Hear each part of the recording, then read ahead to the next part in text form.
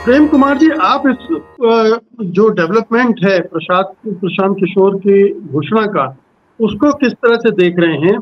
क्या इसे आप मान रहे हैं कि प्रशांत किशोर ने 2 साल जमीन पर मेहनत की, अपना एक आधार बनाने की कोशिश की, अब अपने एक चुनावी समीकरण तलाश रहे हैं, दलितों और मुसलमानों को आकर्षित करने की कोशिश कर रहे हैं, मुसलमानों को भरमाने की कोशिश कर रहे हैं कि वही बीजेपी से लड़ सकते हैं, जबकि उनकी राजनीतिक हैसियत सबको पता है। तो आखिरकार वो क्या कर रहे हैं? क्या एजेंडा लग रहा है उनका? देखिए मुकेश जी, आपने जो सवाल पूछा हमसे और अभी शमी साहब से, उसमें एक इम्पोर्टेंट बात थी कि लोग कैसे देख रहे हैं इनको, पीके को। तो हमने जहां तक बिहार में लोगों से संपर्क में रह करके, वहां मौजूद रह करके जाना है, लोगों की प्रतिक्रिया है कि ये तो बीजेपी का दूसरा हाथ है। आम धारणा यही है कि ये बीजेपी को मदद करने के लिए बिहार में है। ये एकदम दो टूक है, इसमें हमें कोई नहीं नजर आया कि कोई विरोधाभास है जनता के बीच में, आम लोगों के बीच में। अब ऐसा क्यों है अगर देखा जाए तो देखिए, राजनीति में या फिर पेशेवर जिंदगी में पीके का जो आविर्भाव है वो भारतीय जनता पार्टी के सौजन्य से है। सौजन्य से पेशेवर लाइफ में भी और पॉलिटिकल लाइफ में भी। खुद नीतीश कुमार कह चुके हैं कि हमने अमित शाह के कहने पर इनको जेडीयू में पोस्ट दी थी। तो ये दो बातें साफ हैं।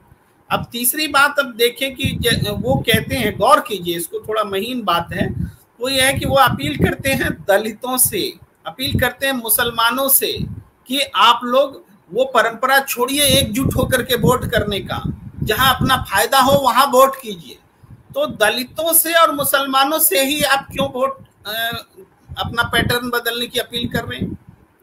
सच ये है कि वो तो बहुत बड़े शेफोलॉजिस्ट हैं, उनके पास आंकड़े भी हैं। अभी हाल में CSDS ने उत्तर प्रदेश का आंकड़ा सामने रखा था, जिसमें 90% सवर्णों ने एक मुश्त वोट किया। तो एक मुश्त वोट करने में मुसलमानों को भी पीछे छोड़ दिया सवर्णों ने, दलितों को तो पीछे छोड़ ही दिया। तो इस सच्चाई को वो छिपा रहे हैं और बता रहे हैं दलितों और मुसलमानों को एक मुश्त वोट नहीं करना चाहिए। तो इस बात को जनता अगर उस फिगर को समझ जाए, जो बात हम लोग सर्वे में और इस आधार पर जानकारी लेकर के बात कर रहे हैं, तो जनता का वो विश्वास और पुख्ता होगा कि ये बीजेपी का एजेंट है। अब ऐसा क्यों है?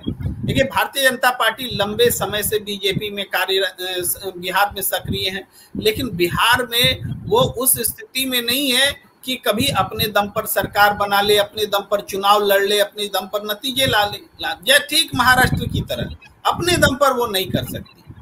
तो वो कैसे क्या करे? अब तक नीतीश कुमार किसी के भी तारनहार रहे हैं, लेकिन अब बीजेपी नीतीश कुमार के अलावा एक चाहिए उनको पॉलिटिकल गेम, जिसमें कि जो दूसरों का वोट काट दे, इनको मदद करे। जैसे उनको उपयोगी साबित हुए लोक जनशक्ति पार्टी। लोक जनशक्ति पार्टी जैसे दलित वोटों के लिए बीजेपी के लिए कारगर साबित हुई, क्योंकि वो दलित वोट में सेंधमारी कर देते हैं, विभाजित कर देते हैं, भ्रमित कर देते हैं। वैसा ही एक इनको पॉलिटिक्स में चाहिए पीके, जो कि बीजेपी इंडिया गठबंधन के वोटों को भ्रमित करे, चाहे दलित में, मुसलमानों में, और उसका फायदा सीधे बीजेपी को हो। तो हम ये बात भूलते हैं जब हम आलोचना करते हैं कि जो पीके है वो ब्राह्मण है। ये बात बोलने से एक बात आलोचना का भी डर रहता है कि आप उनके पेशेवर लाइफ को खारिज कर रहे हैं, आप उनकी राजनीतिक महत्वाकांक्षा को खारिज कर रहे हैं, केवल ब्राह्मण के तौर पर देखना उनके साथ अन्याय होगा, ये सोचा जा सकता है। लेकिन आप सवाल है कि ब्राह्मण नहीं होते तो क्या वो जेडीयू के वाइस प्रेसिडेंट हो पाते?